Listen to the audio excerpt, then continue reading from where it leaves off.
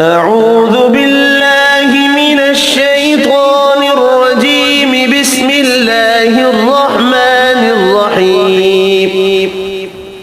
الحمد لله الذي أنزل على عبده الكتاب ولم يجعل له عوجا قيما لينذر بأسا شديدا من لدنه ويبشر المؤمنين الذين يعملون الصالحات أن لهم أجرا حسنا ماكثين فيه أبدا وينذر الذين قالوا اتخذ الله ولدا ما لهم به من علم ولا لآبائهم كبرت كلمة تخرج من أفواههم إن يقولون إلا كذبا فلعلك باخع نفسك على آثارهم إن لم يؤمنوا بهذا الحديث أسفا إنا جعلنا ما على الأرض زينة لها لنبلوهم أيهم أحسن عملا وإنا لجاعلون ما عليها صعيدا جرزا أم حسبت أن أصحاب الكهف والرقيم كانوا من آياتنا عجبا إذ أوى الفتية إلى الكهف فقالوا ربنا آتنا من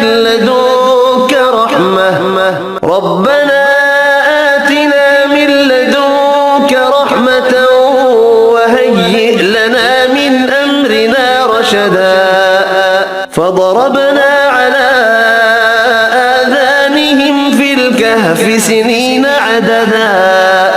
ثم بعثناهم لنعلم أي الحزبين أحصى لما لبثوا أمدا نحن نقص عليك نبأهم بالحق إنهم فتية آمنوا بربهم وزدناهم هدى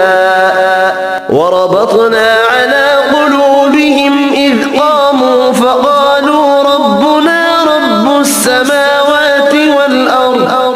ربنا رب السماوات والأرض لن ندعو من دونه إلها لقد قلنا إذا شططا هؤلاء قومنا اتخذوا من دونه آلهة لولا يأتون عليهم بسلطان بين فمن أظلم ممن افترى على الله كذبا وإذ اعتزلتموهم وما يعبدون إلا الله فأووا إلى الكهف ينشر لكم ربكم من رحمته ويهيئ لكم من أمركم مرفقا وترى الشمس إذا طلعت تزاور عن كهفهم ذات اليمين وإذا غربت تقرضهم ذات الشمال وهم في فجوة منه ذلك من آيات الله من يهد الله فهو المهتد ومن يضلل فلن تجد له وليا مرشدا وتحسبهم أيقاظا وهم رقود ونقلبهم ذات اليمين وذات الشمال وكلبهم باسط ذراعيه بالوصيد لو اطلعت عليهم لوليت منهم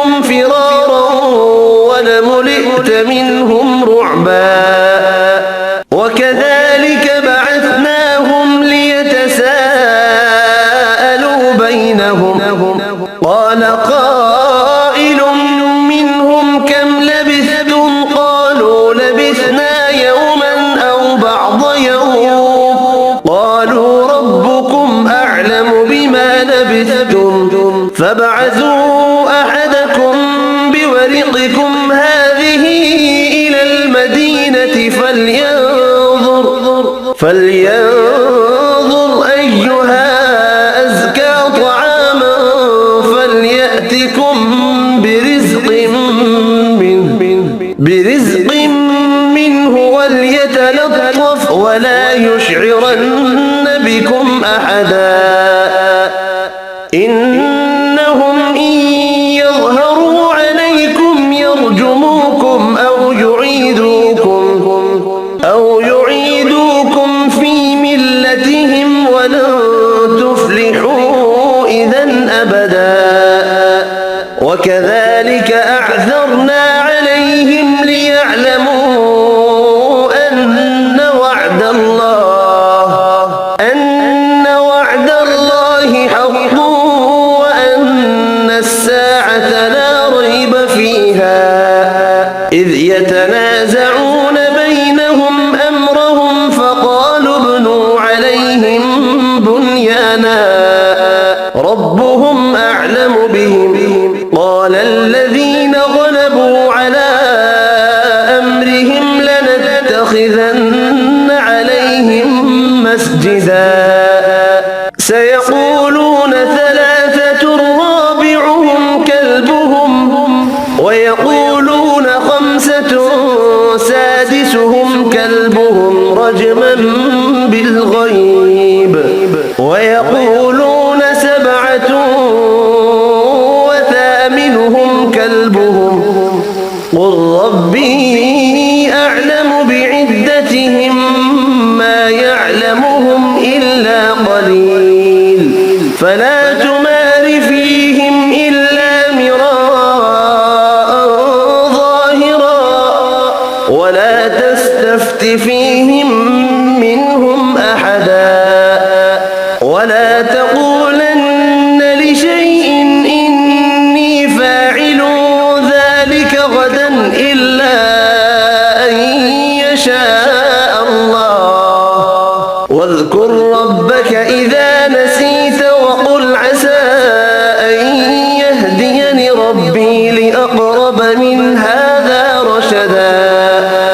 ولبثوا في كهفهم 300 سنين وازدادوا 9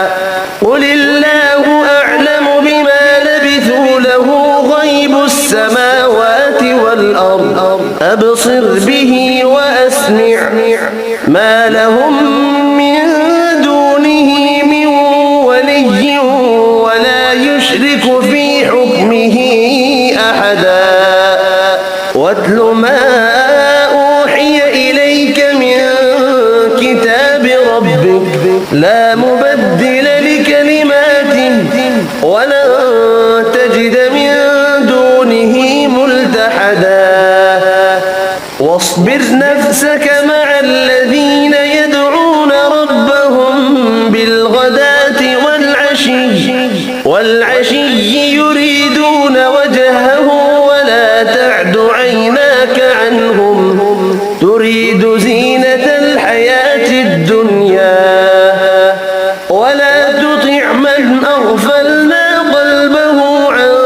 ذكرنا واتبع هواه وكان أمره فرطا وقل الحق من ربكم فمن شاء فليؤمن ومن شاء فليكفر إنا أعتدنا للظالمين نارا أحاط بهم سرادقها وإن يستغيثوا يغاثوا بماء كالمهل يشوي الوجوه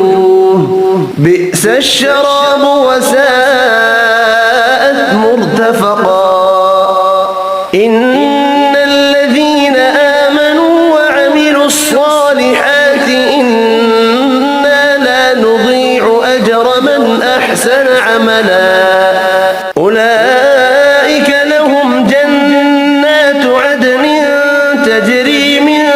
تحتهم الأنهار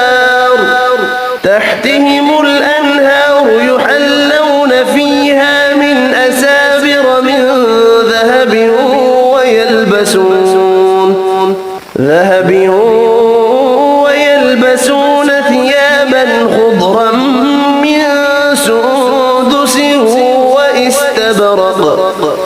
واستبرق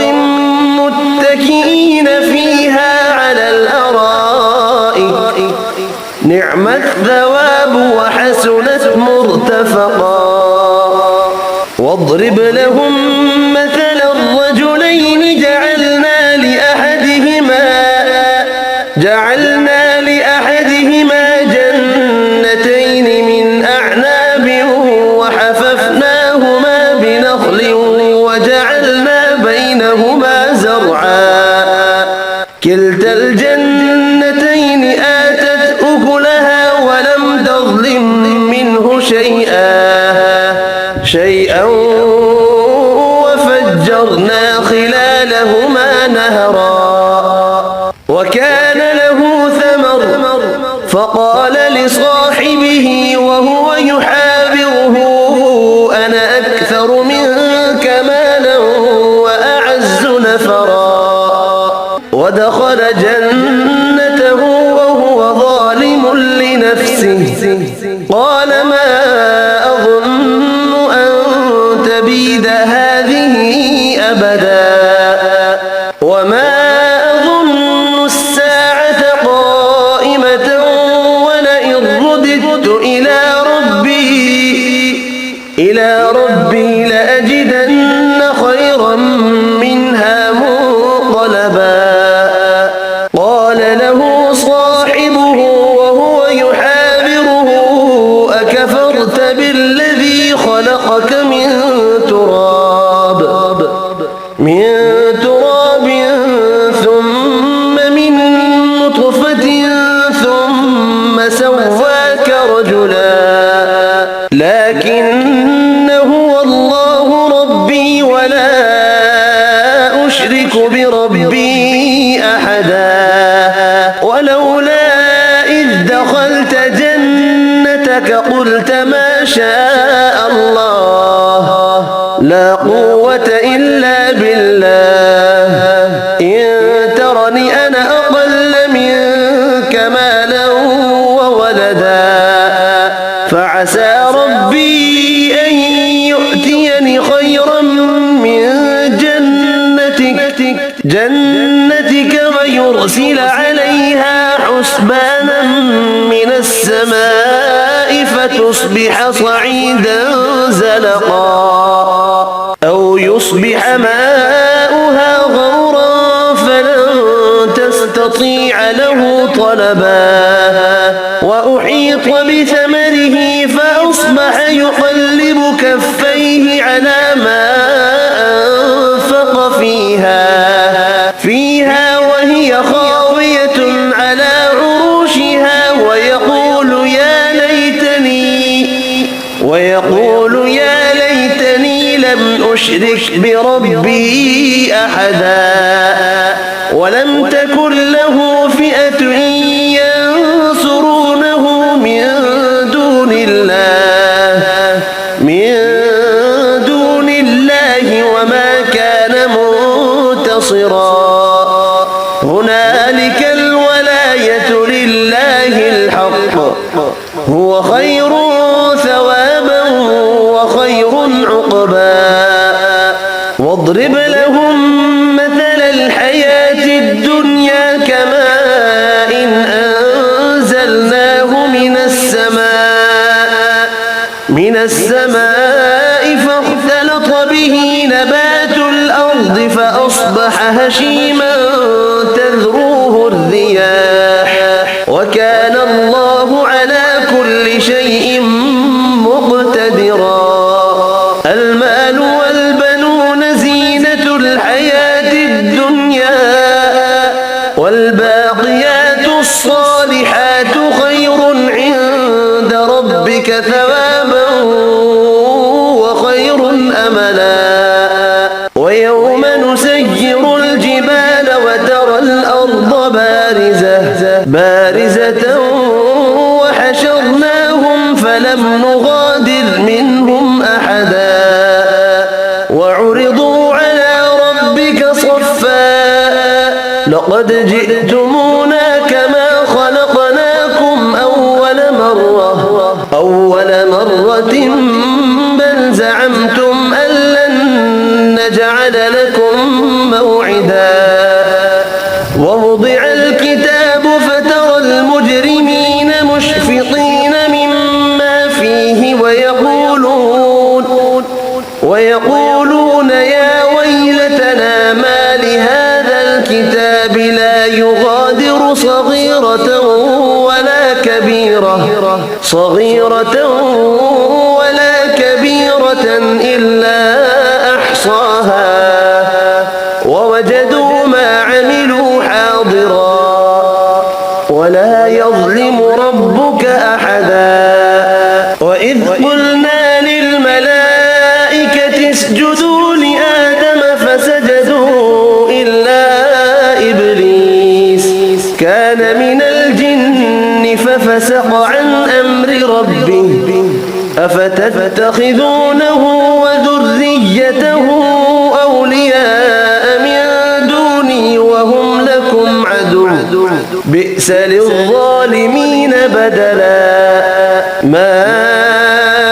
أشهدتهم خلق السماوات والأرض ولا خلق أنفسهم وما كنت متخذ المضلين عضدا ويوم يقول نادوا شركائي الذين زعمتم فدعوهم فلم يستجيبوا لهم وجعلنا بينهم موبقا ورأى المجرمون النار فظنوا أنهم مواقعوها ولم يجدوا عنها مصرفا ولقد صرفنا في هذا القرآن للناس من كل مثل وكان الإنسان أكثر شيء جدلا وما منع الناس أن يؤمنوا إذ جاءهم الهدى ويستغفروا ربهم إلا أن تأتيهم سنة الأولين أو يأتيهم العذاب قبلا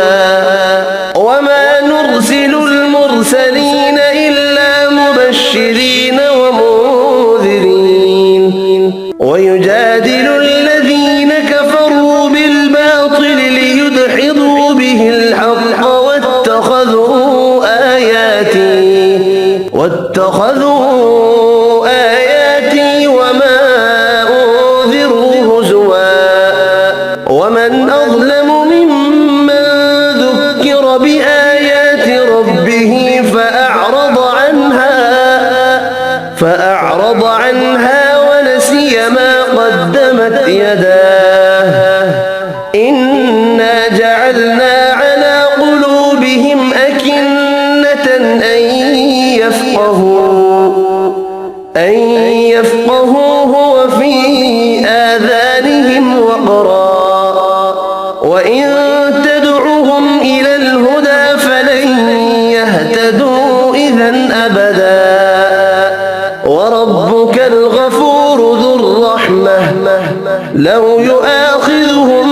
بما كسبوا لعجل لهم العذاب بل لهم موعد لن يجدوا من دونه موئلا وتلك القرى أهلكناهم لما ظلموا وجعلنا لمهلكهم موعدا وإذ قال موسى لفتاه لا أبرح حتى أبلغ مجمع البحرين أو أمضي حقبا فلما بلغا مجمع بينهما نسيا حوتهما فاتخذ سبيله في البحر سربا فلما جاوزا قال لفتاه آتنا غداءنا لقد لقينا من سفرنا هذا نصبا قال قال أرأيت إذ أوينا إلى الصخرة فإني نسيت الحوت وما أنسانيه إلا الشيطان أن أذكره واتخذ سبيله في البحر عجبا قال ذلك ما كنا نبغي فارتدا على آثارهما قصصا فوجدا عبدا من عبادنا آتيناه رحمة من عندنا وعلمناه من لدنا علما قال له موسى هل أتبعك على أن تعلمني مما علمت رشدا قال إنك لن تستطيع معي صبرا وكيف تصبر على ما لم تحط به خبرا قال ستجدني إن شاء الله صابرا ولا أعصي لك أمرا قال فإن اتبعتني فلا تسألني عن شيء حتى أحدث لك منه ذكرا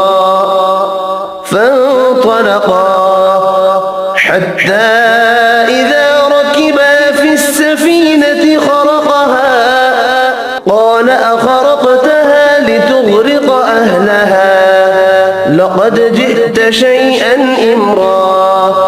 قال ألم أقل إنك لن تستطيع معي صبرا قال لا تؤاخذني بما نسيت ولا ترهقني من أمري عسرا فانطلقا حتى إذا لقيا غلاما فقتله قال أقتلت نفسا زكية بغير نفس لقد جئت شيئا نكرا قال ألم أقل لك إنك لن تستطيع معي صبرا قال إن سألتك عن شيء بعدها فلا تصاحبني قد بلغت من لدني عذرا فانطلقا حتى إذا أتيا أهل قرية استطعما أهلها فأبوا أن يضيفوهما فوجدا فيها جدارا يريد أن ينقض فأقامه قال لو شئت لاتخذت عليه أجرا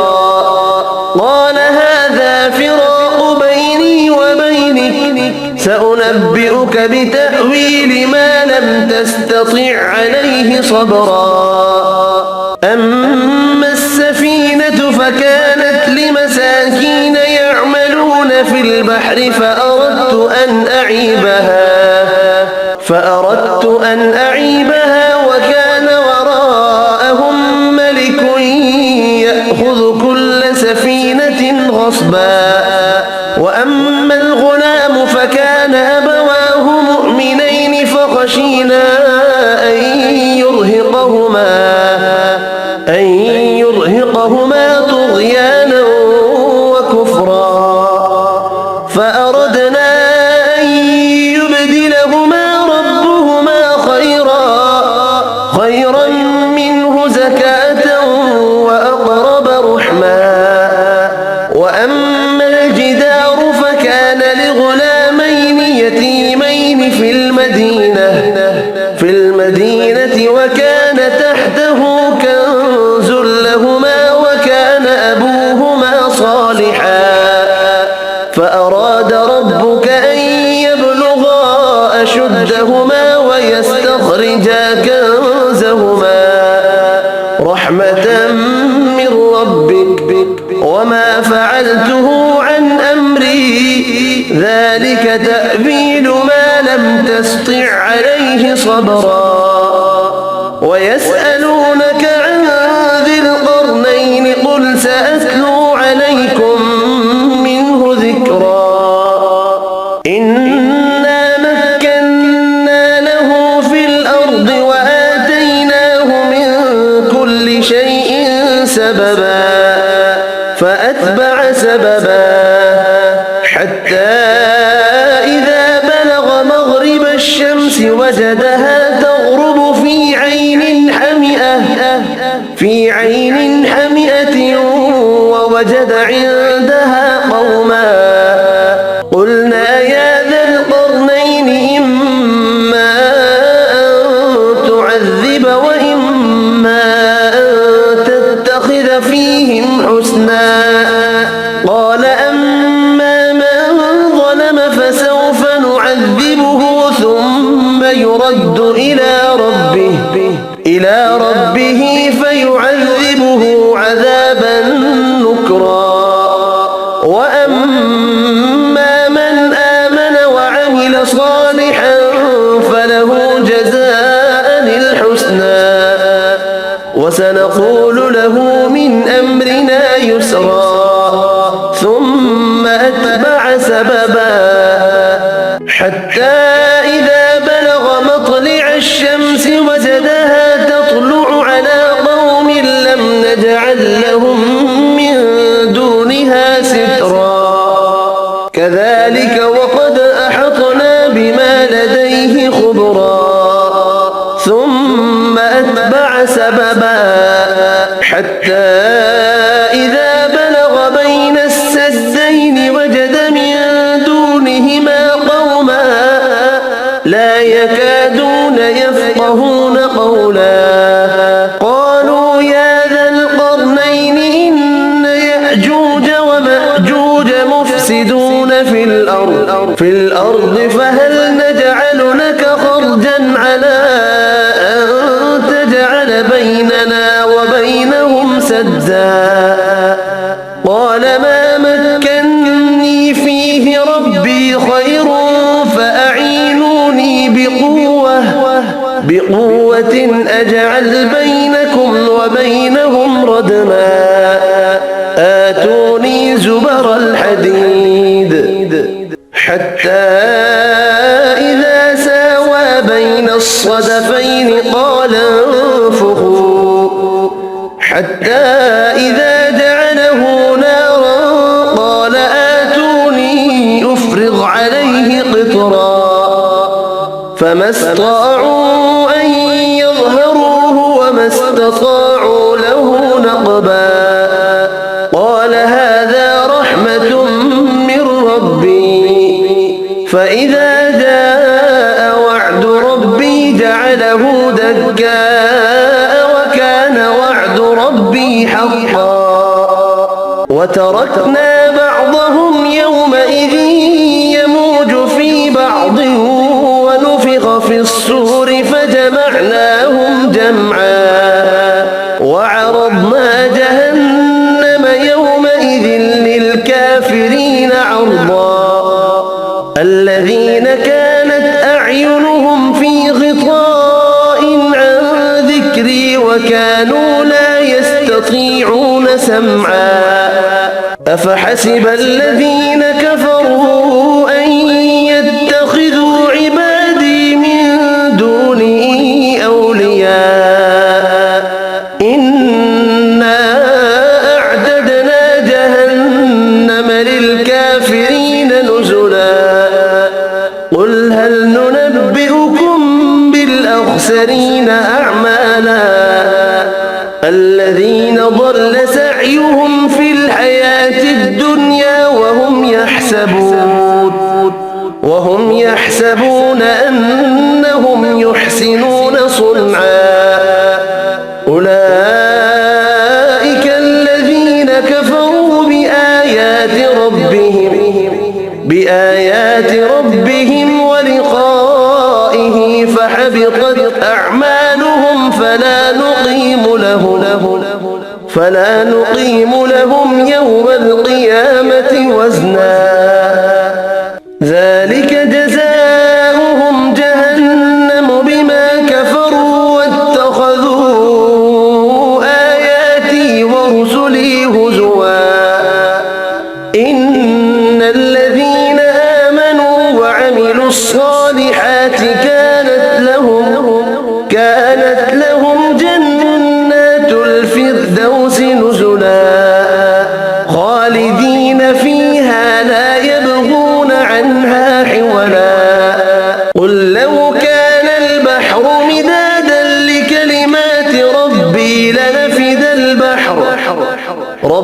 لنفد البحر قبل أن تنفد كلمات ربي ولو جئنا بمثله مددا قل إنما أنا بشر مثلكم يوحى إلي أنما إلهكم إله واحد فمن كان يرجو لقاء ربه فليعمل عملا صالحا ولا يشرك بعبادة ربه أحدا. صدق الله.